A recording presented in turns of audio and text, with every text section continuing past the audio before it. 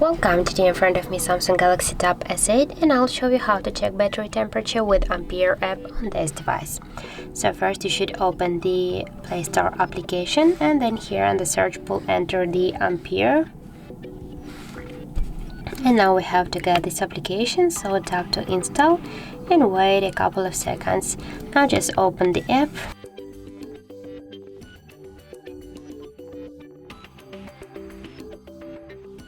And here click yes I agree, pick close, on the left down corner tap to OK, and as can you see here we got this section with the temperature of our battery. In my case that's 29, and also get here the other information about the battery health, capacity and more other information. So that's it, that's how it looks. Thank you guys for watching, and if you find this video helpful don't forget to leave a like, comment and to subscribe our channel.